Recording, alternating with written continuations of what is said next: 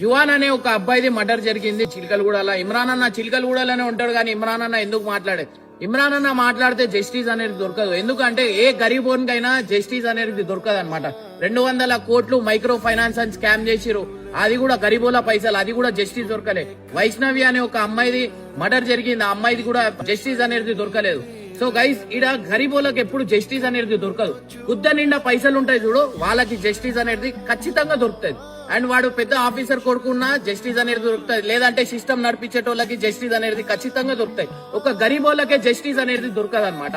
So guys, నేను నిజంగా అంటున్నా, ఇట్లాంటి మర్డర్లు కావద్దంటే సార్, పోలీస్ సార్, మీ అందరికి ఒకటే చెప్తున్నా, ఒక్క రోజు ఒక 10th క్లాస్ పోరోల దగ్గర నుంచి ప్రతి ఒక్కరు పెద్దోళ్ళ దాకా జోబులు చెక్ చేయండి. ఒక్క రోజులో 18,000 చాకులు అనేది దొరుకుతాయి. ప్రతి ఒక్కరికి ప్యాషన్ అయిపోయింది చాకులు పెట్టుకొని తిరగడం. పెద్దగా అయిన తర్వాత నా కొడుకులు నా పిల్లలు నాకు చూసుకుంటారని కాలేజ్ లో ఫీజులు కట్టి ఆ ఫీజులు కట్టి ఒక పెద్ద చేసిన తర్వాత వాళ్ళు నాకు చూసుకుంటారు అనే టైంకే వీళ్ళు తప్పుల దారిలు బట్టి ఒక్కొక్కరిని ఓడ్చుకుంటారు.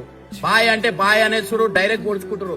కత్తి అంటే ఫ్యాషన్ అయిపోయింది. ఒక్కసారి కాటన్ సర్చ్ మధ్యలో వేసిరో, ఎట్లయితే వేసిరో అట్లా చేయండి సార్. చేస్తే ఖచ్చితంగా ప్రతి ఒక్కరి జోబుల కత్తిలు అనేది దొరుకుతున్నాయి. ఎంతో ఇష్టంతో మీకు ఎన్నో ఫీజులు కట్టి ఇంట్లో పనులు చేసి పెట్రోల్ పంప్ లో పనులు చేసి మీకు ఒక పెద్ద దారిలో, ఒక మంచి దారిలో పోవాలని తీసుకోతుంటే మీరేమో బాధలు పెడుతురు.